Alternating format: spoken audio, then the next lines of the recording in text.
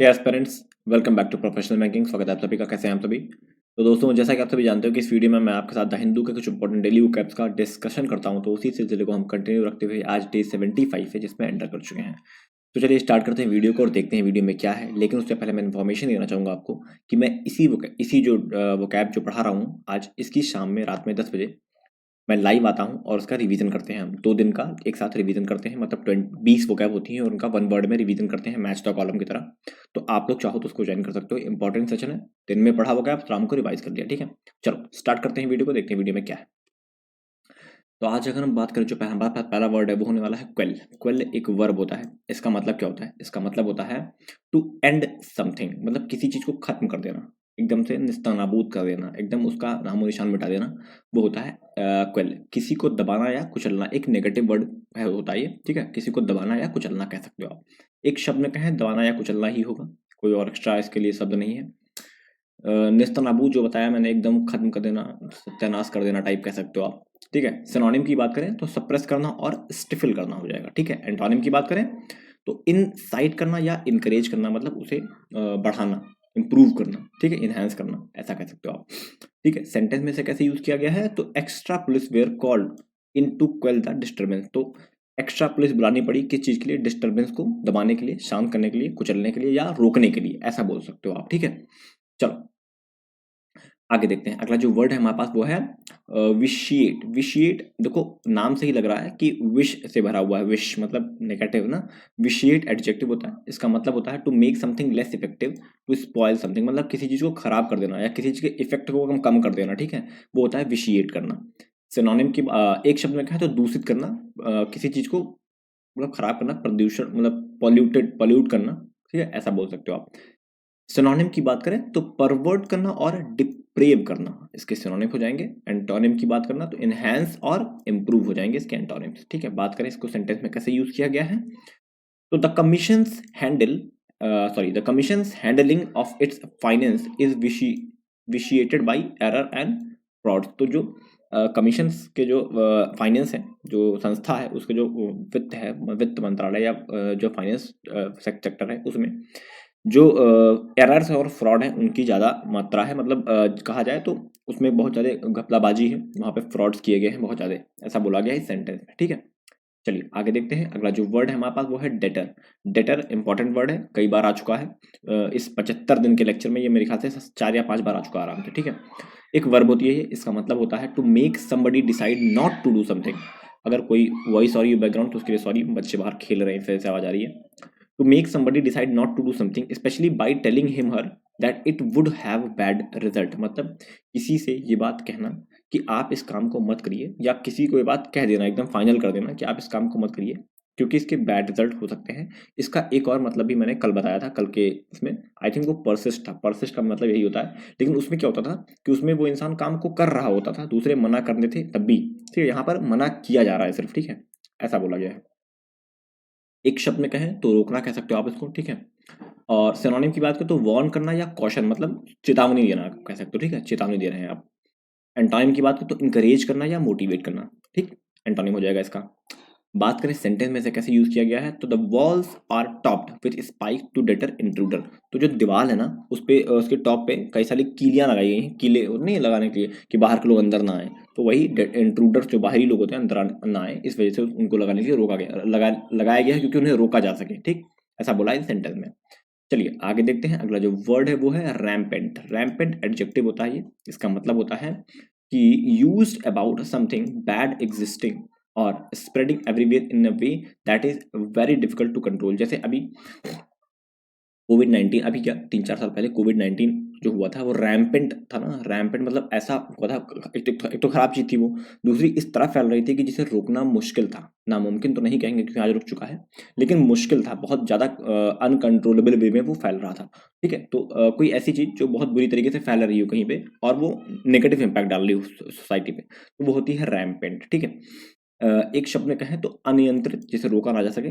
ठीक है, और सिनोनिम मतलब अनकंट्रोल्ड और अनरिस्ट्रेन्ड हो जाएगा। एंटोनिम की बात करें तो कंट्रोल्ड है और हैंडल्ड है। ठीक है, और सेंटेंस में से कैसे यूज किया गया है, this is an era where poverty and this is an area, sorry era नहीं होगा, an area where poverty and disease are rampant. यह एक ऐसा एरिया है जहां पर पुअर्टी मतलब गरीबी और डिजीज मतलब बीमारियां रोकी मतलब काबू में नहीं है, मतलब बढ़ती ही जा रही है लगातार, ठीक है, ऐसा बोला गया है। ठीक, चलिए आगे देखते हैं। अगला जो वर्ड है हमारे पास वो है इनकलकेट। इनकलकेट एक वर्ब होती है, इसका मतलब होता है टू मेक समबडी लर्न और remember ideas habit etcetera specially bye repeating them often. मतलब किसी को बार बार एक काम करवा के उसे वो आइडिया या वो पर्टिकुलर हैबिट या वो पर्टिकुलर चीज याद कराना, वो होता है इनकलकेट। ये छोटे बच्चों के साथ किया जाता है, छोटे बच्चों को सिखाया जाता है ना बार बार, तो वैसा भी हम लोग भी करते हैं। ऐसा नहीं कि कोई चीज नहीं याद हो रही तो बार बार उसको करते हैं ताकि वो याद हो जाए, ठीक है। जैसे हम सिनोनिम को सुबह भी पढ़ रहे हैं और शाम में इसका रिवीजन भी कर रहे हैं, ठीक, इनकलकेट ही कर रहे हैं वो। चलिए, तो याद कराना इसको एक शब्द में आप कह सकते हो। सिनोनिम की बात करें तो इंस्टिल और इम्प्लांट हो जाएगा। एंटोनिम की बात करें तो रिमूव और डाइवेस्ट हो जाएगा, ठीक है। बात करें इसको सेंटेंस में कैसे यूज किया गया है, तो he tried to inculcate self respect into his peoples. मतलब वो इंसान जो है वो कोशिश कर रहा था कि जो उनके लोग हैं उनमें उनके जो सेल्फ रिस्पेक्ट है ना, उसको उसकी भावना को याद कराए, वो अंदर की तरफ इम्प्लिसिट कराए, मतलब उनको याद रहे कि भाई हमारा खुद का अपना कुछ सेल्फ रिस्पेक्ट भी है, ठीक है। ऐसा बोला गया इस सेंटेंस में। चलिए आगे देखते हैं। अगला जो वर्ड है कंड्यूसिव। कंड्यूसिव एक एडजेक्टिव होता है, उसका मतलब क्या होता है, उसका मतलब होता है हेल्पिंग और मेकिंग समथिंग हैपन। तो किसी चीज किसी को हेल्प करना या किसी के साथ मिलकर किसी काम को करना, ठीक है, वो होता है कंड्यूसिव, ठीक है। चलिए एक शब्द में कहें तो अनुकूल, किसी चीज के साथ होना, किसी चीज के खिलाफ ना जाना, ठीक है, अनुकूल होना उसके साथ होना, ठीक है। सिनोनिम की बात करें तो फेवरेबल और बेनिफिशियल होना। एंटोनिम की बात करें तो अनफेवरेबल और एडवर्स होना, ठीक है। बात करें सेंटेंस में से कैसे यूज किया गया है, तो this hot weather is not conducive to hard work. तो ये जो गर्मी, अभी तो हॉट नहीं है फिलहाल तो कोल्ड है, दिस कोल्ड वेदर कह सकते हो आप यहाँ पे, is not conducive to go outside, ठीक है, ऐसा बोल सकते हो आप, ठीक है। यहाँ पे अपने हिसाब से सेंटेंस बना सकते हो आप। चलिए आगे देखते हैं। अगला जो वर्ड है वो है वाइस। वाइस एक नाउन होता है, इसका क्या मतलब होता है, इसका मतलब होता है मोरल फॉल्ट और weakness in a persons character. तो किसी इंसान के अंदर कोई मोरल वैल्यूज ना होना, की कमी होना, ना होना क्या, कमी होना, थोड़ी बहुत फॉल्ट होना, कमियां होना मोरल वैल्यूज की, ठीक है, वो होता है वाइस, ठीक है। एक वाइस पर्सन नहीं है, ऐसे हम लोग एग्जाम्पल दे रहे हैं, एक वाइस पर्सन नहीं है मतलब उसमें कुछ कमियां हैं जो मोरली मोरल वैल्यूज नहीं है उसके अंदर, ऐसा बोल सकते हो आप, ठीक है। तो एक शब्द में कहें तो दोस्त कह सकते हो उसे आप, ठीक है। सिनोनिम की बात करें तो इमोरलिटी और विकेडनेस। विकेडनेस में होता है शरारतीपन, ठीक है, ऐसा बोल सकते हो आप, ठीक है। एंटोनिम की बात करें तो वर्च्यू और राइटुअसनेस होता है। वर्च्यू और राइटुअसनेस मतलब काफी अच्छा पर्सन है, काफी मच्योर्ड इंसान, ऐसा बोल सकते हो आप उसको, ठीक। चलिए एक सेंटेंस में इसे कैसे यूज किया गया, eating too much is my vice. मतलब बहुत ज्यादा खाना खाना मेरी कमी है, मेरा एक दोष है, मतलब मेरा नहीं है क्योंकि मैं खाता ही नहीं ज्यादा मैं जो भी खाता हूँ उसके लिए कि बहुत ज्यादा खाना खाना एक मेरी कमी है, मेरे अंदर एक कमी है, मैं लगभग हर टाइम खाता ही रहता हूँ, ऐसा बोला गया इस सेंटेंस में।